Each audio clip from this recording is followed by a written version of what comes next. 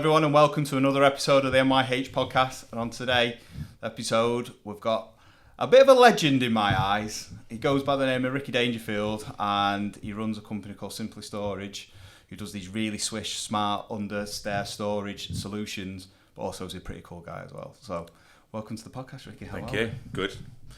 I'm good. Are you? Yeah, good. Thanks for taking the time out of your day to come down and record this for us. That's all right. No problem at all. So we've chatted a couple of times anyway and done a bit on Instagram and things like that. But for people that don't know you, do you want to give them a bit of a backstory? You can start wherever you want. Where do you want to start? Start from... In the womb. From the womb, yeah. As you fell out. On my head. Yeah. And then you decided to go into construction. I was breech, actually. You've always been difficult. Yeah, where from? I mean, you can start from starting your apprenticeship if you want. Apprenticeship. A brief description. Not straight from school. I fucked around for a year, resat some exams, and then parents said I need to get a job. I did a day in a butcher's. Fuck that off. I can't remember. I think my parents having some wardrobes fitted at the time, and I thought, oh, I'll do that. What's that called?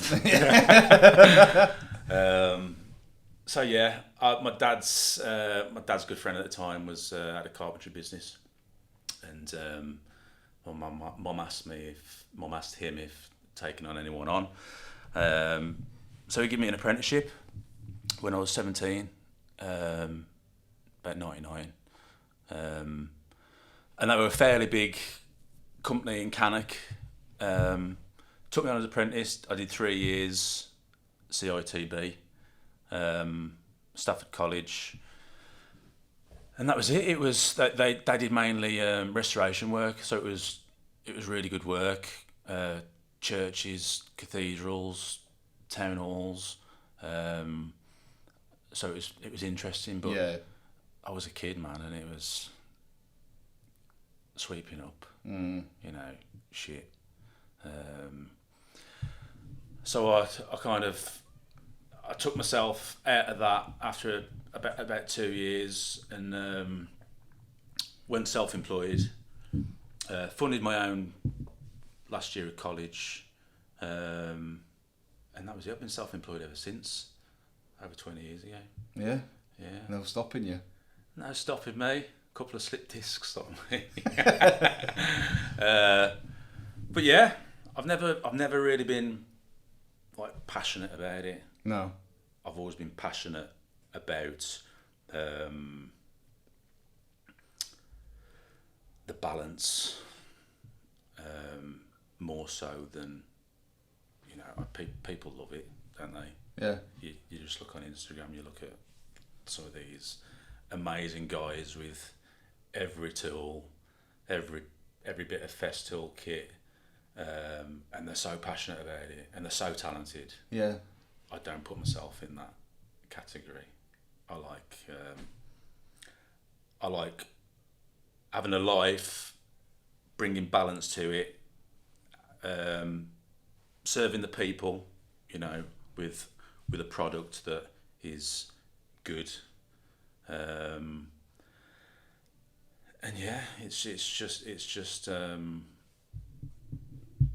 passionate about that. Yeah, because you are a very pro work-life balance is very important for you. You're always putting things up, and when we've had conversations in the past, you've always said to me, look, I can be done for 11 o'clock in the day. Yes, I could probably fit another job in, but what's the point? I've made enough money to cover me for that day. That gives me the freedom to go out and do what I want and spend time with your kids and do other things. Yeah, I'm not bothered about money. It's nice to have it. It helps you do things. It's better than having none. Yeah.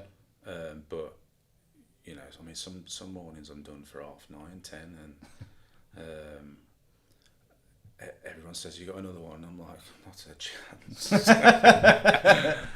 And some people would do that, and I understand guys that don't get it. Yeah. The guys that are in the workshop till 10, 11 o'clock at night and stuff, they don't get it, but I don't see the kids either. Yeah, well, this is it. It's everybody. Well, everybody's different. Yeah. Not everybody has the same outlook on life, and that's okay. If you want to work till that time, absolutely work till that time. It's for you, and that's what you want to do. That's what gives you pleasure in life. But I think I used to be one of those people. I used to think that I had to do this and I had to work to this time and I had to put all the hours in, and ultimately all I was doing was destroying my own life for work. And again, it's not because I was working at a bad place, but I thought that's what you had to do. I never used to be able to understand about the balance and being able to still go out and do great work and deliver a great product, but in a manageable time. And if I always used to think, oh, I'll just squeeze another job in, I'll get another one done, and then before you know, you're burning yourself out. And yeah, and I have those moments where I could do so much more. I could earn so much more, and then the school holiday comes. Yeah, you know, and it's like I want time with my kids. Yeah, I'm not sacrificing that. Yeah, and I've kind of accepted that it's like that. Yeah, and I just go with it. Yeah, I don't worry about it. But yeah, it's I could do a lot more. But do you know what? It's you know, again with being a single parent, I know my kids, and Eleanor's getting there already. You know, she's 15, she's becoming a woman and stuff. That when they get to 18, I know that I've got no regrets that I was there. Yeah, and that's it. Yeah. So you never know. I could be 50 and become a workaholic. You could do it in reverse, couldn't you? Do your career in reverse. In reverse, yeah. But Benjamin Button of the joinery will. Yeah, we'll see. But I love balance. And again, I'm not knocking anyone that. Yeah. There was. I first came across yourself when you were on the podcast with Dan from on Job and Not podcast. Do you guys know each other? Have you worked together in the past, or is it just Dan? No, I've got there's a good guy, good Instagrammer from South Wales called John Jones. He's one of those, like, he's a great guy. I'd recommend anyone to follow him because he's so duplicatable. Yeah. People coming into the trade and stuff. But he's just obsessed with carpentry, and he kept messaging me, and I'm like, you know, go and do one, son. Stop asking me questions. And I just took a liking to him, and we became friends. I went down to see him. It would have been about 18 months ago. He came and did a day with me working. He wanted to see how I did things and stuff. And he was good friends with Dan, because Dan's got the U-Scribe jig. And John did a podcast with him, and I think Dan had said, you know, anyone who would be good, and John says, speak to Rick. He does this. And more so, not about like the trade, more so about the balance. And obviously I had a bit of a story with the legals that I went through a couple of years prior. But yeah, just took it from there. And he's a kind of localish lad. He's a Stokey, but he's a funny kid. Yeah, he's a funny kid. Yeah, but we speak regularly. Yeah, he's always messaging and stuff.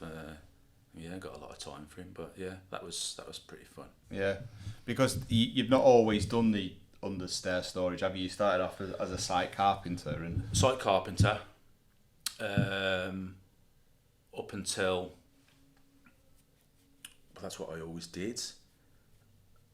When Ted was a baby, I kind of always you know, you get your back struggles once a year or whatever.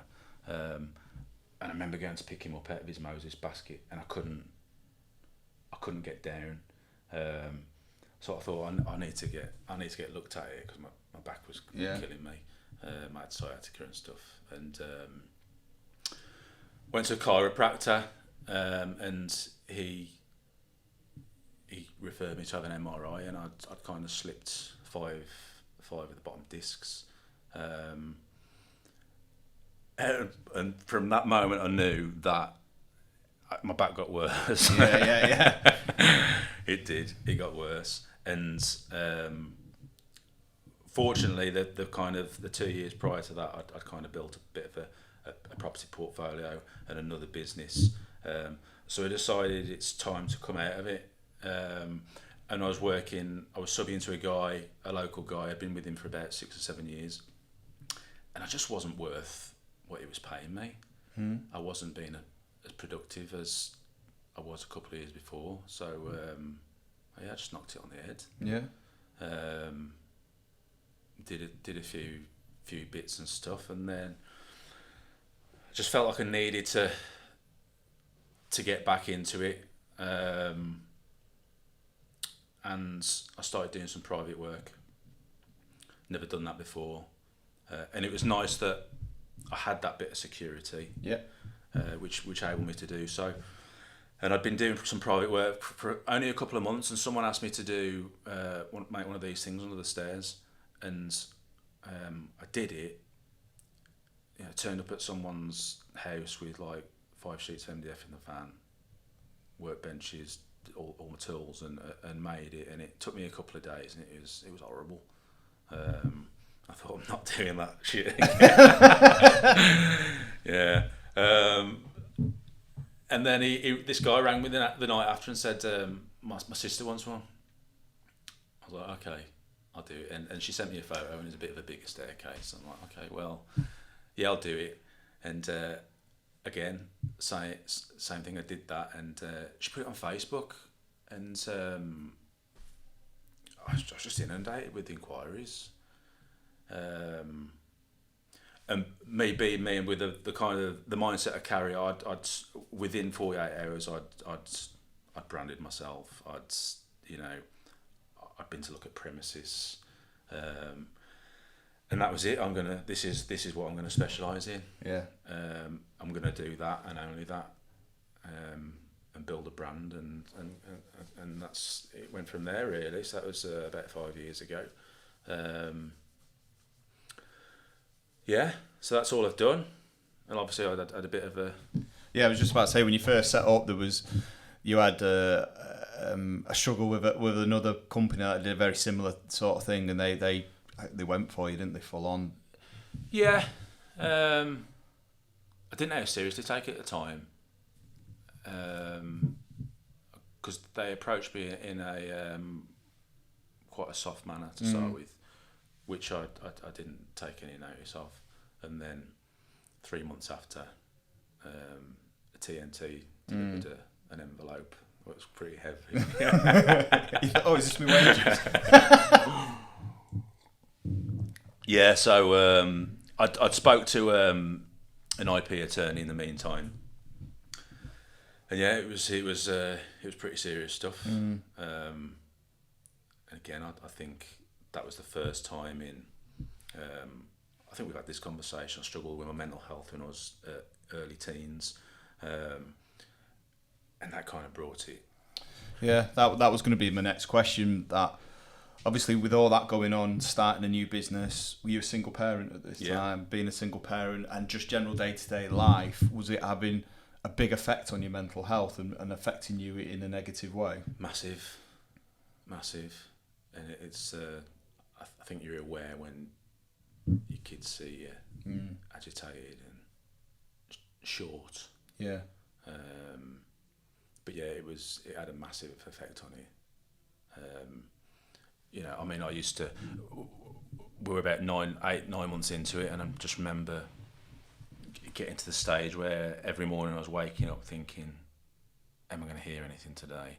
Am I going to receive a letter today? So yeah, it was horrible. It was horrible. Did you ever get a point where you thought, it's not worth it, this? I did, and that was the turning point, really. I got to the point, I think it was, I remember it being about October time of that particular year, and Chris, my IP attorney, he'd rang me, and I was ready to throw in the towel. I said, I can't take any more. And he kind of his call. It kind of found something, and that was the kind of turning point where we pushed on. I dug deep, and obviously a couple of months after that, it all became good. Yeah. Yeah. This is it. Did it while it was going on? Was the I guess there'd be a big financial impact, obviously, because you're spending all that money on your legal side of it. And were you able to trade while it was going on? I was able to trade, but not publicly. Right. Okay. I get what you mean. Yeah. You know, on all the paperwork, it was, I can't put anything on social media. Yeah. Social media's got to go. Yeah. If that was it. Pretty everything's got to go. Your premises, your stock. Yeah. So no, I'd kind of, fortunately, I'd kind of built it up, probably to a point where the word of mouth had kicked in. Yeah. So I was just dining out on that for 12 months. Yeah. And obviously, I mean, word of mouth is the best Yeah. way anyway. Yeah. Yeah. But not being able to put stuff on social media when you're trying to grow a business. I was trying to grow, and I'd only just started the social media as well, the Facebook and the Instagram. So I didn't have a following as such, but I kind of knew that was the way it was going to generate business. So yeah.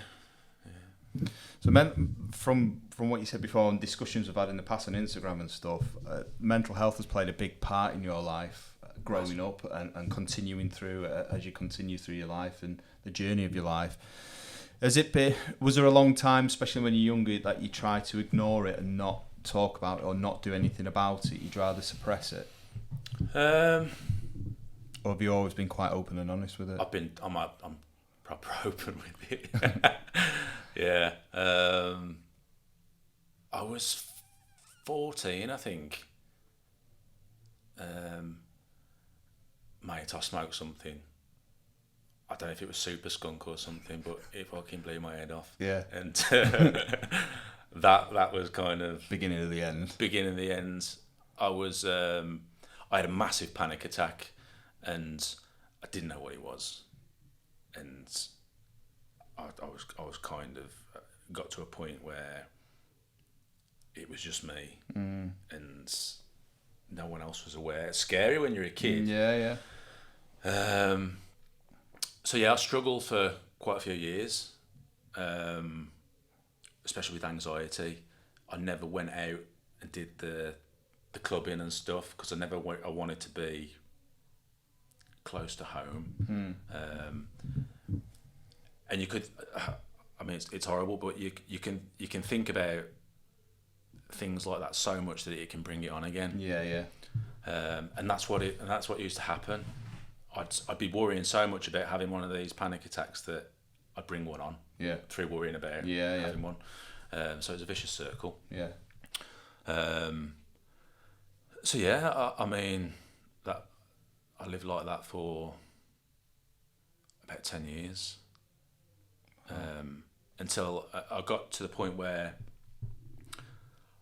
I knew my destiny was to have my own businesses, and I also knew that to do that, this big thing within me was holding me back.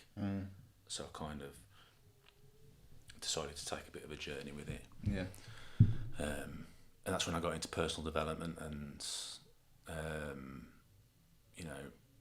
I had some hypnotherapy and some therapy, and just tried to better myself, really. Yeah. Yes.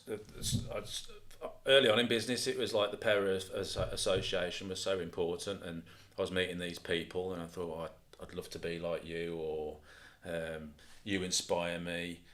I love your character, and all these people. So I kind of associated with them all, and took a piece of information from them all, and kind of moulded myself into who I am, really. Yeah. And that helped develop you as a person. Yeah. And then, do you have to still implement, like, I don't know, maybe daily routines to keep you on the straight and narrow? do you know what? I did so much personal development and work on myself in my mid-20s that when this legal dispute came, that I'd done enough to build a cushion to kind of get through it. Yeah. And whenever I spoke about it, I say that to everyone, because if I hadn't kind of taken that journey, would I be here? Or I don't know. Yeah. But I kind of built up a massive cushioning. Yeah. And got through it. So yeah. Yeah, the way you structure your life now, it's become, I guess, that ingrained into your day-to-day life that it's you don't. I guess you don't even have to think about it. No. And I'm glad I went through what I did when I was a kid. Yeah. Rather than going through it now. I mean, it's rife, isn't it? Yeah. Everyone's kind of opening up and stuff, and I know lads who've just gone 40 and a bit older, and they're just, things are happening to them now. Yeah. And it's like, fucking hell, that's such a scary place. Yeah. So I'm grateful that I went through it as a kid. Yeah. Because I wouldn't want to go through that now. Yeah. And whenever I talk to anyone, they say, bloody hell, Rick, I didn't know. Yeah. You wouldn't think that you went through that as a kid and stuff. But yeah, find life pretty easy now in comparison. Yeah, you can. Well, this is it. You can look back and use it as your fuel or your balance or however you want to do it. To say, look, I've got over this. I went through this, and I came out the other side. I can do anything. I can achieve anything, and just use that as a tool, I guess, a fest tool to keep in your armory to say, look, I've got through this. I've got through worse. I'm still here. I can still keep going. Yes, we have up days. And yes, we have bad days, but those bad days don't define us. What they can do is they can make us appreciate the good times. Yeah, it still has my challenges. Like I don't tend to get into dark places. But it's my mum suffers terribly. It's like really bad.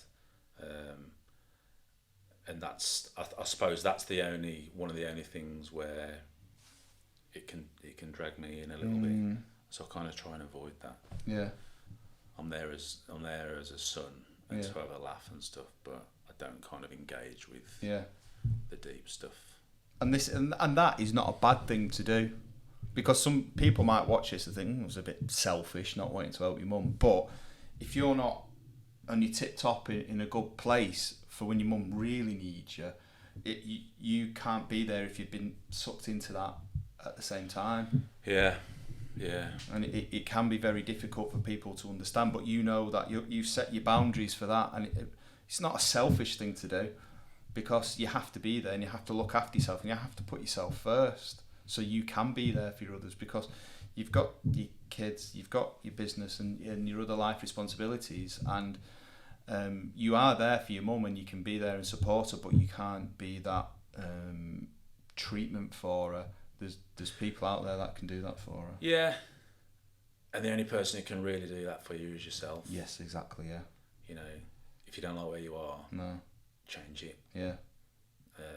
I went to see a guy called Jim Rohn, who's like he's no longer with us, but he's a massive business philosopher. And he was the first seminar I ever went to. I'd have been about 25, and he said that thing. He said, if you don't like where you are, change it. You're not a tree. Yeah. I just thought, yeah, you can turn. I mean, my mum's like 68. There is nothing stopping her turning her life around in 2 years if she wanted to. But that's a choice. Yeah, that's massive. For me, I thought that where I was a few years ago, that was it. This is what I'm meant to do. I'm meant to be in this job, doing this work that I didn't like. And again, it wasn't because I was working for a bad company. The company I used to work for were phenomenal to work for. I still speak to 99% of them now. But because I had the mortgage, kids, marriage, I thought that's what I had to do. I thought, I'm doing what everybody else is doing, and that's it. And if it wasn't for me having that big upturn in my life and realising that I'm destroying my life by thinking I'm creating a life for myself when I'm not, I had to make the positive move. I had to make this move to, well, do the things that I'm doing now. And if Louise, my wife, hadn't made that massive decision to say, I'm leaving you till you sort yourself out, I'd probably still be a miserable bastard now, angry, just turning up and putting this fake person, well, it wasn't a fake personality on, you hide it, don't you? Yeah. You try and hide it so nobody else knows what you're going through. And for me, I never wanted to let people know that I was struggling with life more than anything, when I thought I had to have all my shit in order. When really, nobody has it in order. Nobody knows what, right, we're going to do this today and this is what you got to do, blah, blah, blah, and that's how it is going to be for the rest of your life. We could go out there today and you could get a phone call that could change your life, or you could meet somebody that changes your life. Yeah. You're just one decision away from a life-changing occurrence in your life, and nothing's linear. Life's not linear, and people seem to get sucked into it all the time, that this is what you've got to do and this is what you've got to be. Yeah, I don't get wrapped up in that really. I do. I wouldn't say I live every day as if it's my last, but I carry that. Yeah, you appreciate. I appreciate that. Yeah, appreciate living in the present. Yeah, that's what it is. Well, yeah, it's like the past's gone, man. It's not coming back, and the future's not guaranteed. Yeah. And that was something else that someone told me. It was like, if you live in the present moment, you're going to live a pretty decent life. Yeah. I am like my middle boy Ben. He's the definition of a feral child. He's always outside. He's always dirty. He's always messy. You put clean clothes on him, he walks out the door and he's filthy. And it annoys me sometimes, especially when you're trying to go out and go to somewhere nice. But he's just totally in his own zone and living in his own zone and doing his own thing. And I often have to stop myself and remind myself to be a bit more like Ben, because he appreciates everything he's got around him. Yeah. And he just lives for the moment. And he's now 4 years old and he's getting older. Whether he stays like that, I don't know. And I hope society doesn't take that out of him, and we'll do our best to keep him like that. But I just... Never took it out of me. No? Well, there you go. I'll send him your way. No, I was like that as a kid. Shitted up constantly. Yeah. Walking out of school. I mean, my nan always used to say, we had PE and I just come out in my briefs. My YOs. Wouldn't bother getting changed. She's like, you ain't got a care in the world, have you, Eric? I'm like, no. Yeah. No, I'm still like that now. Yeah. I don't wear YOs. Yeah. But no, it's good, and it's great to see the attitude, and it's working for you. You're living your life how you want to live it, and you can be successful. You can have a good work-life balance, and you can do the things that you want to do, and it doesn't all have to be about work. No, not at all. Not at all. And will it always be this? Probably not. I've got goals, got things I want to achieve, things I want to do. You know, it's like it can change just like that. Yeah. I mean, you recently just gone through a big weight loss journey, haven't you, as well? Yeah. Really pushing your fitness, and you're looking good. So we spoke about this because we spoke last year, didn't we? Yeah, Which was over it was a year last week. Yeah. And I was kind of I wasn't the heaviest I've ever been, but I was. Lockdown had a lot to answer for. I mean, I was eating sausages and pork belly draft every day for 2 years.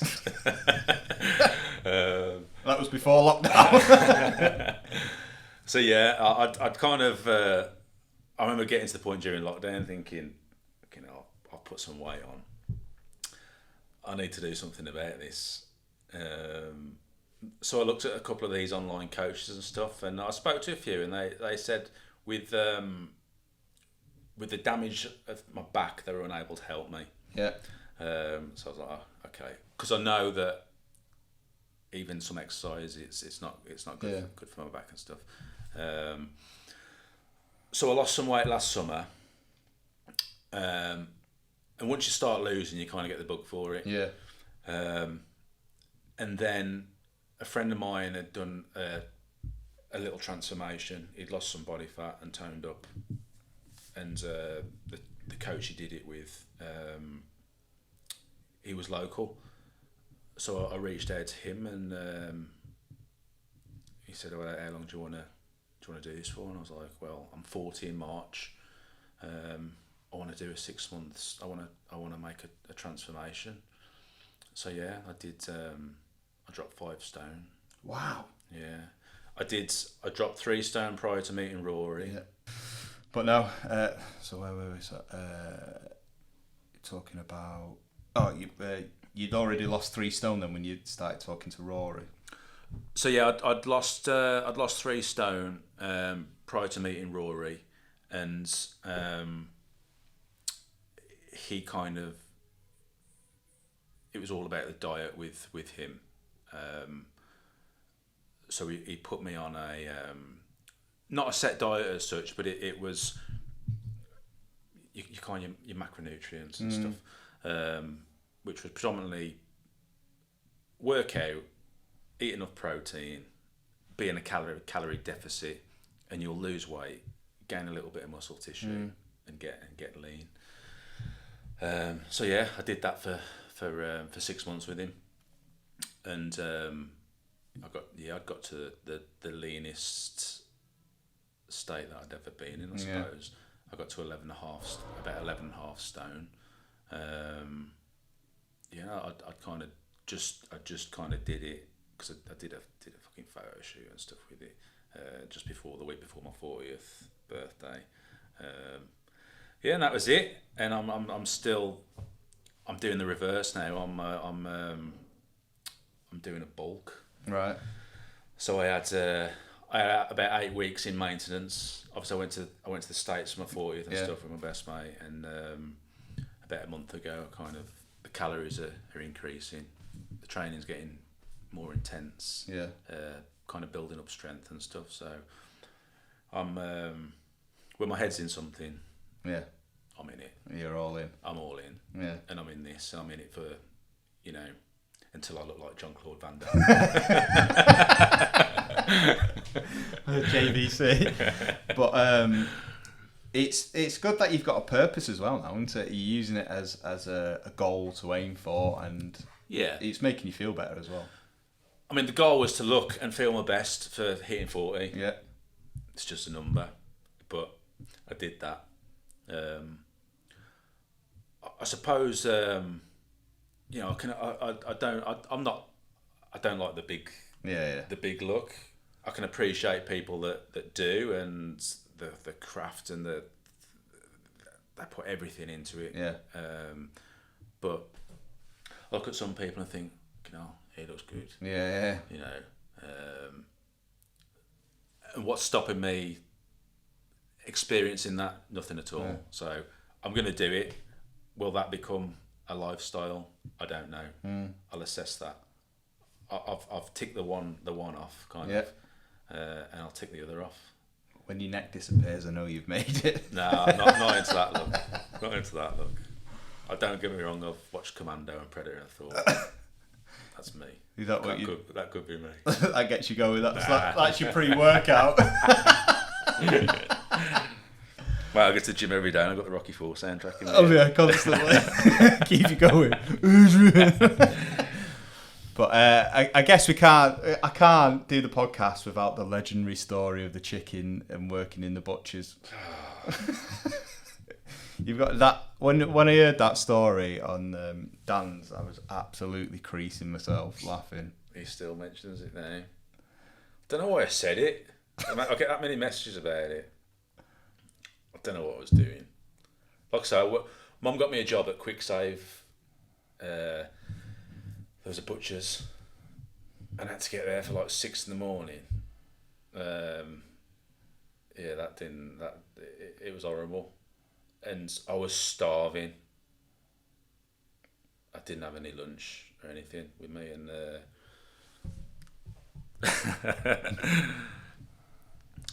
don't know what he'd asked me to do. He'd asked me to clean the glass or something, and there was no one in the store. There was no one around me. and he'd got some cooked chicken. You know, with like the seasoning on it. Yeah. Just like licking my lips.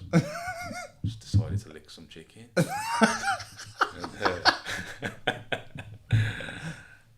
he fucking collared me, didn't he? Just like licking a stamp and putting it back. I had my head in there. Actually, the rotisserie bit. Yeah. Well, that was the end of that. What are you doing? Thought I saw something. My tongue on a chicken. Yeah. I got the sack. Didn't get paid. And then Mum said he hadn't paid me. I'll go and get you money. Nah, it's alright, Mum. I don't. Mum would have laughed. Yeah. But no, I guess that's a good way to end it on a positive note. So thank you very much for taking your time to come down and see me today and have the chat today. Hopefully this won't be the last time we see Ricky on the podcast. But thank you to everybody for listening to the podcast today or watching it, or if you've listened to it on Spotify or Apple, go over to YouTube and give it a watch on there if you can. It's very much appreciated. And if you'd like us to discuss anything in the next episode, let us know in the comments below. All Ricky's social media stuff will be in the description below, or both online and on YouTube. But thanks again, and I'll speak to you all soon. No worries, brother. Cheers. Done. Perfect.